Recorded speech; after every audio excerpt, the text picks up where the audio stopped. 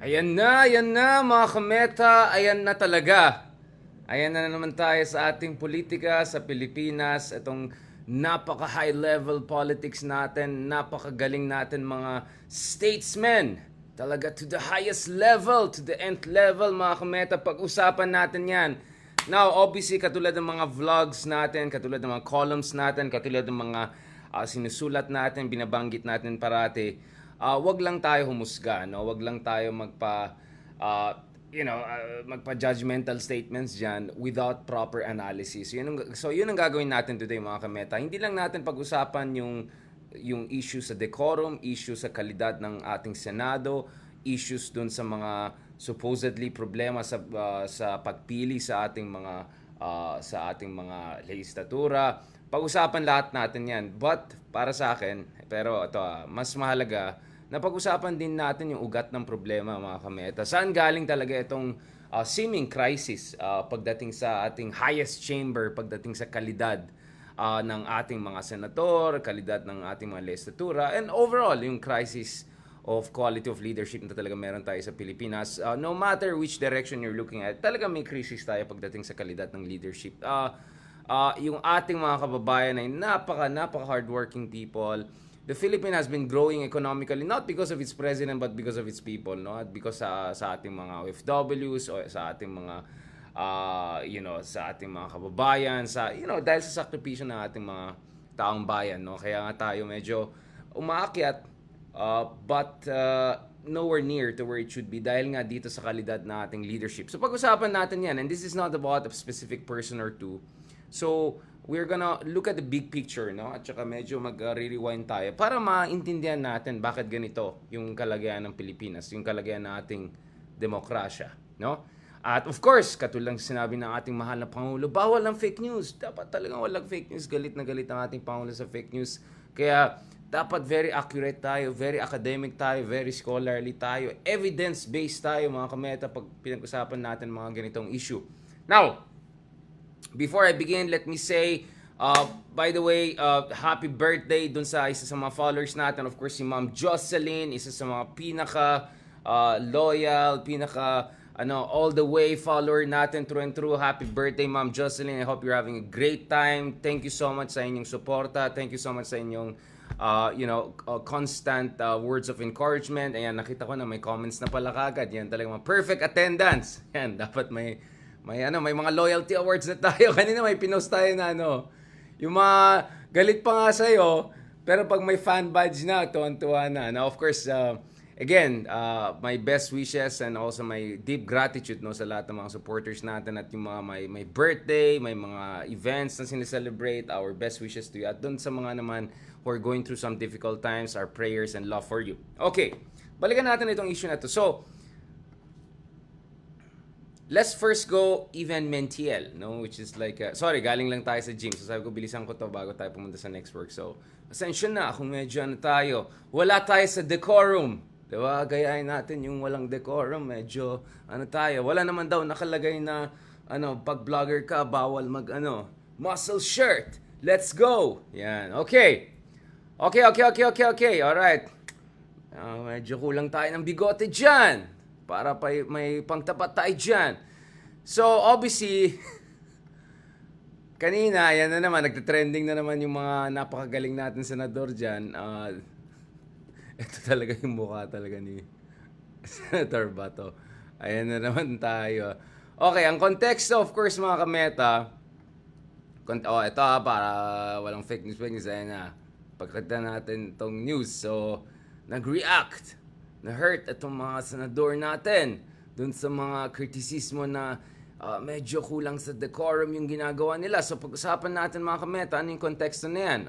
Diba? Ang galing pa naman ang explanation ng ating mga senador sa kanilang lack of decorum daw. Wala naman batas or anything like that. Pag-usapan natin yan mga kameta. Alright?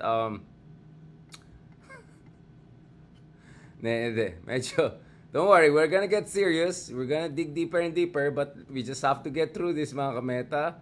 Let's just be nice.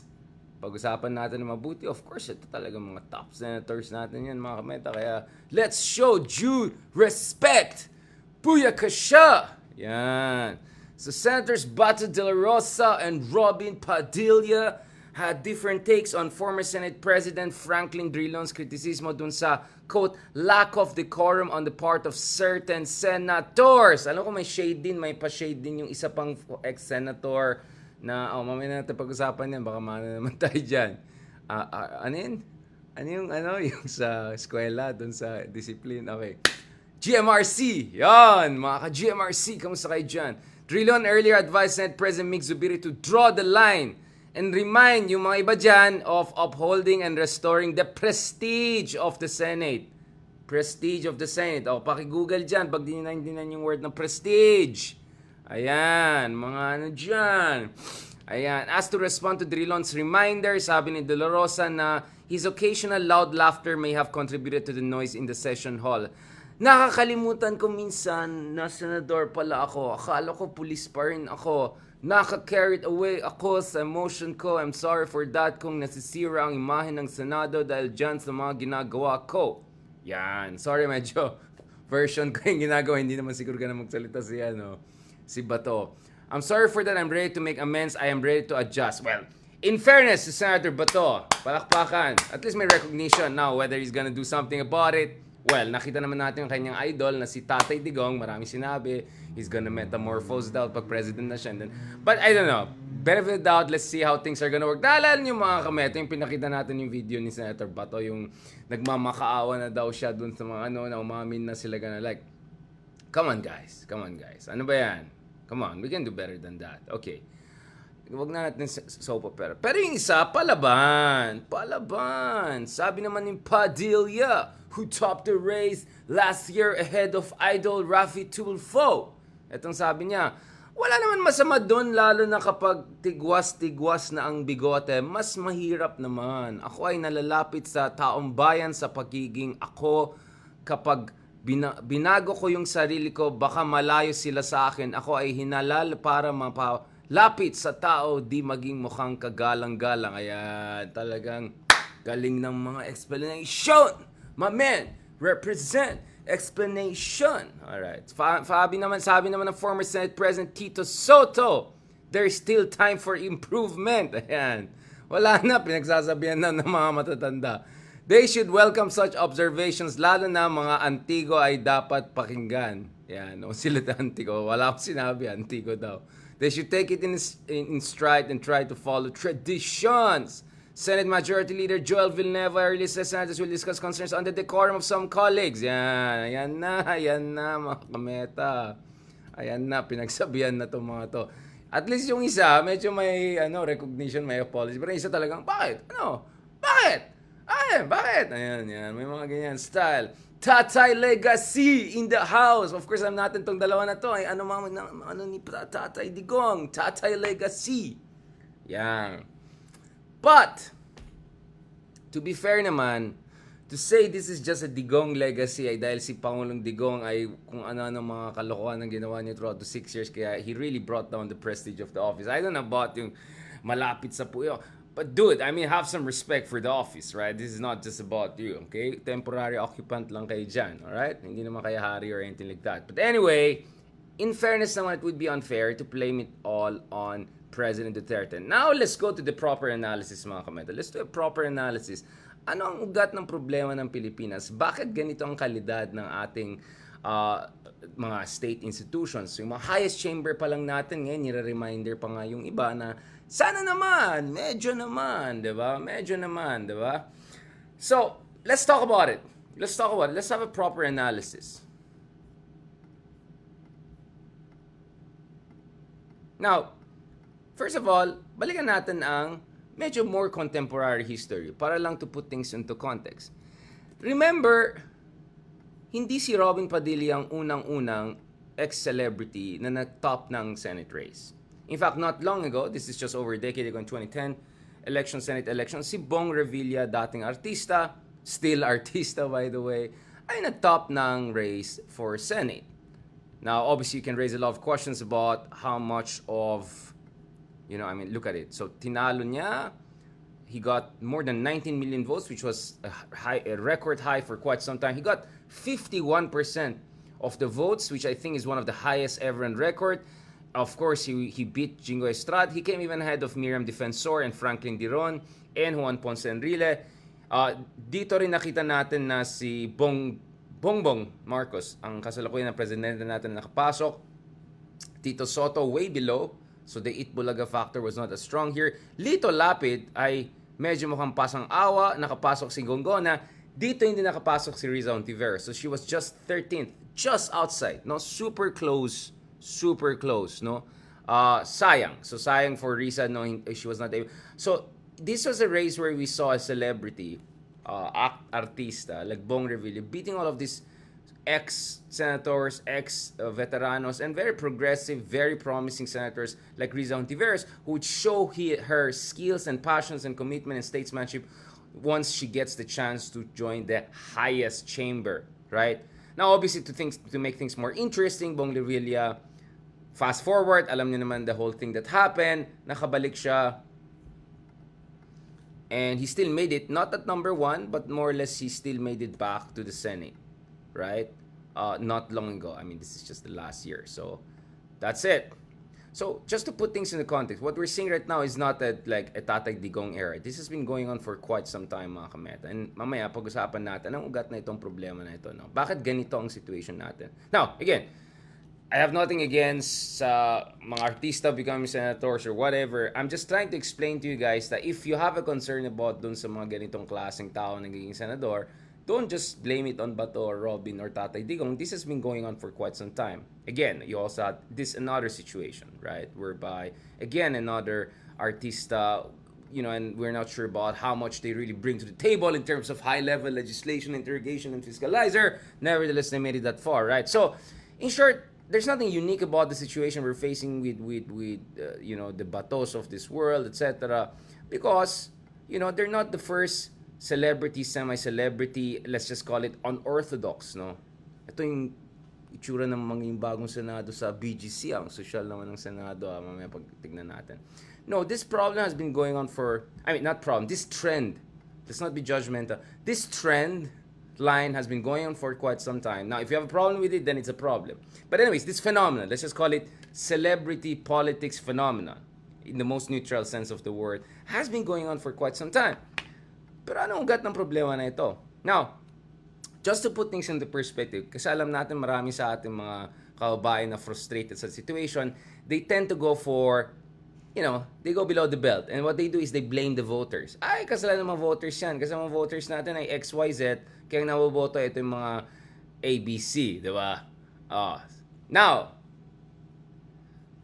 just to remind you folks, it was also the Filipino people and the Filipino voters who actually voted in power. Not only the Riza Ontiveros of this world, not only the Leni Robredos, not only the Vico Sotos of this world, but these are the people. But we also had people like former Senate President multiple times, top-notcher sa Senate race. I think even sa bar top-notcher. I think he got his PhD also in law in Yale. So, next level guy, this is not about being elitista. It's about having the heart, having the mind, and having the competence, right? All of those factors. If we look at the life of Jovito Salonga, multiple times, nag-top siya ng Senate race. We're talking about from the 60s all the way to the 80s.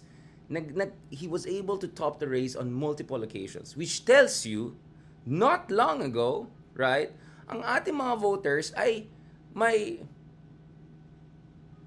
kumpiyansa, no, sa mga ganitong mga leaders, no. I mean, there would be no chance for someone like Jovito Salongas, you know, the progressive values, fiscalizer approach, and you know, Ivy League credentials to make it to the top multiple times if our voters were not open to those people. So kung sasabihin mo, ay ganito kasi mga voters natin kaya ganito yung mga lumalabas, you're forgetting the history. Our voters also brought people like Jovito Salonga to Senate not long ago, right? So how do we explain this? How did we go from the Jovito Salongas of this world to the situation that we are facing right now? Ito mga nagte-text sa akin naman.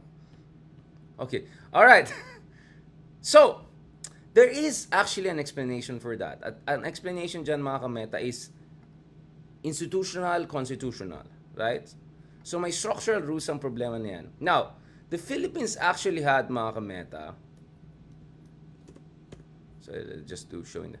So, the Philippines actually had, mga kameta, a two-party system replicating the American version. The American version was not perfect. It's very problematic today. But the two-party system, some would argue na kung binigyan mo ng oportunidad yan, over time, baka naging mas mature party politics system ang magkakaroon sa Pilipinas. So the examples we have, for instance, are yung mga two-party systems na meron tayo sa neighboring Taiwan at neighboring South Korea. Not in Japan, dahil napakalakas ng LDP, Liberal Democratic Party, and DPJ and other parties, they try to challenge them. Except some few occasions, talagang malakas talaga yung Liberal Democratic Party of Japan, no? But, dun sa neighboring Taiwan, at saka dun din sa South Korea, meron tayong kasaysayan kung saan yung two-party system nila ay nagsimula ng sobrang gulo.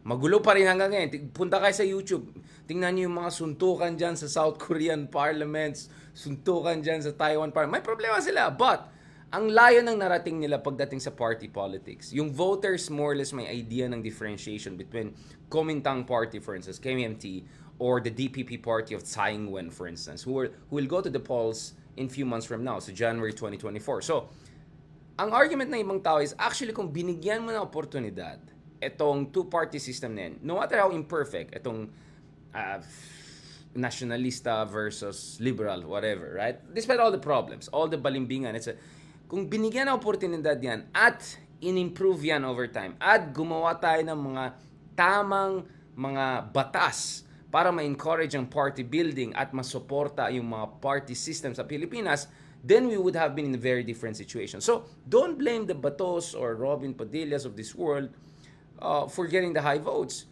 because yung mga ating electorates, nawala na silang kumpiyansa sa traditional politics dahil yung traditional politics natin ay walang real party politics, walang modern political party politics.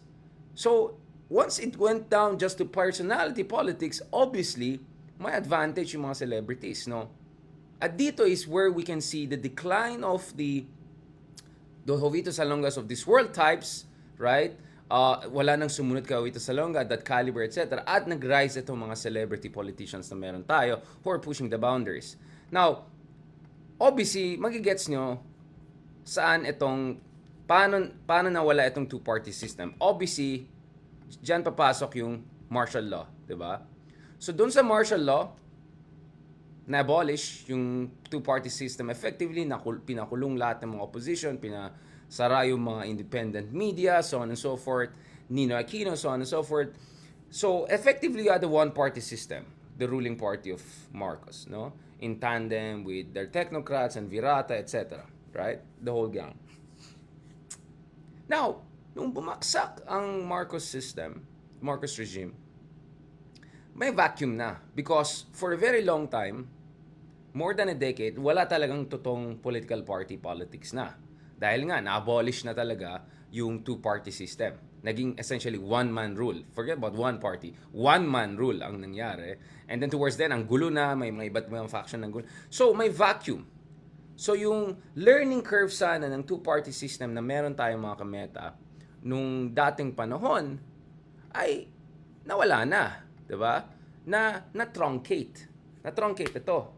So, nag-stop itong growth. Here's what I found. Okay.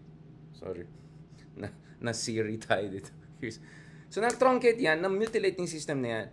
But, and this is where you also have to look at what happened after bumaksak yung dictatorship. After the dictatorship, gumawa tayo ng bagong saligang batas, 1997 Constitution, right? Meron tayong revolutionary moment. At ito yung panahon na gagawin natin ulit yung pundasyon, no, ng party system. Yung pundasyon na nawala nung panahon ni Marcos. Yun sanang gagawin natin.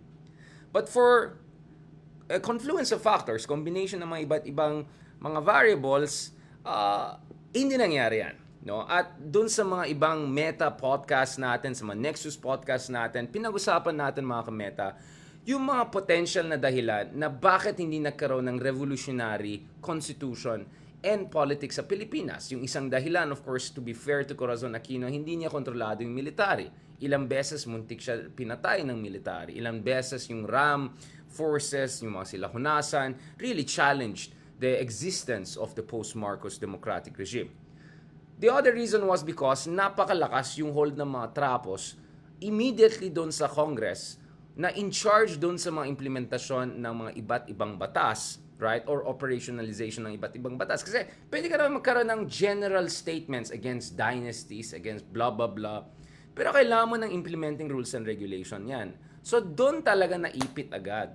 Doon talaga naipit agad. So ironically, the lack of a central leadership, which was supposed to signal the democratization, also prevented the proper democratization of the Philippines because yung mga trapos on the ground were able to sabotage yung promise ng EDSA revolution. Kaya one of the things that mapansin mo mga kameta is, wala tayong mga mekanismo kung saan palakasin dapat or pwede natin palakasin yung ating party system. In fact, one of the most commonsensical things out there, and you have it even in third world countries, in fellow emerging market, in fellow besieged democracies. Let's not talk about Norway or Finland or New Zealand, okay? Realistic tayo. South India. Even in India, no, na mas mahirap na bansa sa Pilipinas, na potentially even most problematic, meron silang tinatawag na anti-defection law, right? So ano tong anti-defection law? Simplahin natin mga kameta, bawal magbalimbingan. Hindi pwede. Pasok ka dito sa party na yan, biglang mananalisi ka naman, talon ka dun sa kabilang party, talon ka sa ganito. You're making a mockery out of the political party system. No? Now, naintindihan ko mga kameta, pagdating sa politika, minsan dapat konting realistic, kailangan na medyo marunong ka maglaro, or at least that's what they say, or katulad na sinabi ng isang dati nating professor, baka kailangan maging good Machiavellian. Naintindihan ko yan. Okay, I can make an argument for that. I will even call it Bismarckian, not Machiavellian. Oh, let's have another blog on that. Pero naman, wag naman sana yung talagang garapalan na papalit-palit ng partido, gagawa ng mga kung ano-ano ng partido na overnight parties, literally, overnight parties. And then, after election, wala na. Yung huling presidente natin, itong latest, nanalo on their Federalista Party. Tapos pag nanalo na, i-push for federalism. Yung mga ganun, di ba? So, ang daming mga basics na hindi ginawa. After nung bumaksak ang Marcos dictatorship. Kaya, hindi na natin inayos yung pundasyon ng political party system na, kumbaga, nasa formative age na siya, toddler na siya eh. Kung binigyan mo ng chance, papunta na sa developmental phase, and then pwede na mag-mature yan. And na-truncate yan ng dictatorship. Pero ngayon, nabalik ka na naman sana sa toddler level. Palakin mo. Hindi ginawa yung foundation. And I would say, unfair naman i-blame mo lang si Corazon for all of that because her control on the state was very questionable. And because she has an aversion to dictatorship, wala ka rin yung kind of decisive top-down decisions that were needed at some points to make sure na hindi isabotage ng mga trapos on the ground yung mga efforts to push for a modern democracy. Kasi paano ka maging modern democracy kung mga basics man lang, mga kameta, wala kang basic rules against political dynasties. Meron kang general principles pero wala kang implementing rules and regulation. Wala kang anti-defection laws. Wala kang mga party subsidy, right? Or election financing rules na strict. Yung COMELEC mo nga lang, napakahina in terms of yung mga capacity na binibigay, in terms of resources na binibigay, kumpara dun sa mga challenges at sa mga jurisdictions na meron siya. So ito po yung konteksto na pinag-usapan natin mga kameta. Malalim po ang ugat ng problema natin pagdating sa ating politika at marami sa mga problems na nakikita natin ngayon, ito po ay manifestation ng yung mga kakulangan natin nung panahon na meron tayong oportunidad na talagang gumawa ng panibagong sistema, a real democratic system. So we're paying the price for that, mga kameta. And we have to be honest about it. So, para sa akin, yung ginagawa ng ibang opposition na pinipersonal, in ad hominem lang sila, BATO or whatever, mga ganun. Okay, I understand the frustration, pero wag natin kalimutan, we would probably be in a very different situation kung sana ginawa natin yung mga basics. Or at least when we had the chance later on, ginawa natin, nag-follow through tayo. And I just don't see any effort in that direction, really seriously, under any of the administration over the past 3 decades or so. Right? Now, I would also add, mga kameta, siguro, just last month, I mean, of course, given na yung strength ni Senator Bato de Rosa or strength ni Ron Padilla is yung approachability nila. Given na yan. Charisma nila, if you can put that. But this is where, kaya nga kagabi, pinag-usapan namin yung case ng mga Tulfos. Especially si Idol Raffy Tulfo. Because if you look at it, Idol Raffy Tulfo, you could also raise some criticism against him that you raise against some of these other people out there. But tignan mo naman, once na siya Senado siya, nagbigay siya ng pugay, no? Nagbigay pugay doon sa dignidad ng office niya, ng Senate, and the way he handles himself. Di ba? So, hindi niya ginawang excuse na, para malapit sa ako sa tao, kung ganyan. No, you don't see that. Tingnan mo si Erwin Tulfo, nung DSWD secretary siya, magarang. Nakausap natin naman. Andun, check niyo yung podcast namin ni now Congressman Erwin Tulfo. So, I just don't buy that excuse na this is my... But at the same time, the success of even people like Rizal Ontiveros, not as high as Raffy Tulfo, etc., but yung success nila shows na talagang there has to be an extra effort talaga na mag-reach out ka sa tao, maging hindi ka mukhang elitista, hindi ka mukhang unreachable. But at the same time, mga kameta, talaga dapat natin titignan yung ugat ng problema natin. Bakit nandito tayo sa ganitong situation? Kung saan talagang carnivalesque po yung political system natin. Sobrang personality-based. Sometimes it's circus-like, no? At dito natin makikita na bakit nawala ng tiwala ng ating kababayan dun sa mga sinasabi natin, demokrasya, modern politics, etc. Because we didn't do our assignment. Because yung foundations pa lang hindi natin inayos pagkatapos na bumaksak yung dictatorship. At to blame it all on Tatay Digong lang or blame it all on Marcos, well, as much as there's some validity to that, huwag natin kalimutan, dapat inayos din natin over the other. Or at least be honest about yung mga kakulangan natin, whether doon sa anti-dynasty, implementing rules and regulations, operationalization law, whether sa anti-defection law, whether sa party politics subsidies, sa election financing, sa COMELEC, etc. Ang daming hindi inayos over time, kaya ganyan yung situation natin ngayon. So, as things stand, mukhang the best chance of people is to hope that, the Vico Soto types will run so that you kind of can balance the other things out. But again, for me, that's just a stopgap measure. It still doesn't go to the heart of the problem. In the meantime, mga kameta, magkakaroon ng Senado, parang bigla naging interested ako. Magkakaroon ng bagong building. Ang Senado ng Pilipinas ay napakaganda, napakamagarang. Para masarap mag-senador Tingnan niyo naman mga kameta, yung bagong So magkakaroon sila ng magagarang. Kasi parang yung building nila sa Senate ngayon, ano ba yan? Parang borrowed pa nila or something, parang somewhere there. Mas maganda yung building pa ng Congress kaysa Senate. I have been in the Senate and it's like, na-visit din ko rin yung Senate ng ibang bansa, including US Senate, etc. Walang yung building ng Senate natin ngayon, very masyadong simple. Pero soon, magkakaroon ng bagong building sa BGC, ang ating Senado, sosyal.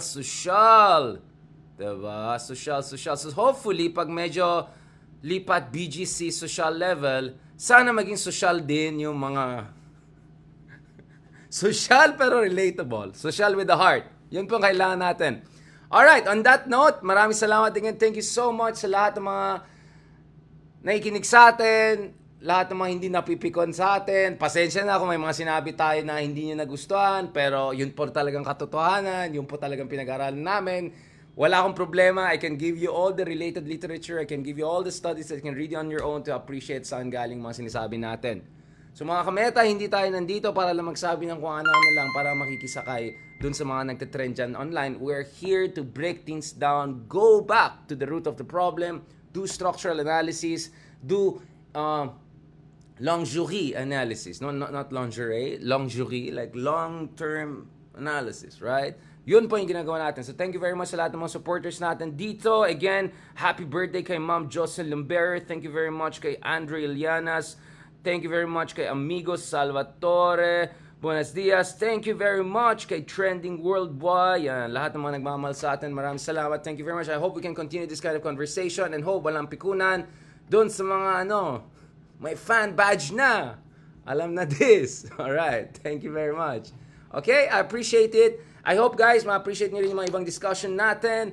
And, abangan, BGC Senate of the Philippines. Yo, social in the house. Thank you kay Ma'am Lynn Quaton, kay Zelensky. Oy, Zelensky talaga. Zelensky, okay. Ayan, Arthur Yonson, Pia Isabel Vargas. I'm sure that was a real account. Erlinda Sumatsat, yung Zelensky. CM, Mira, Minalov, Ventura, Buena, thank you so much. Leave Sunny Day, Leave Sunny Day, Not a Cloudy Day, Joy Villanueva, Albert Songkuya, sa lahat ng mga nagmamahal sa atin, thank you very much. Have a good day. God bless po.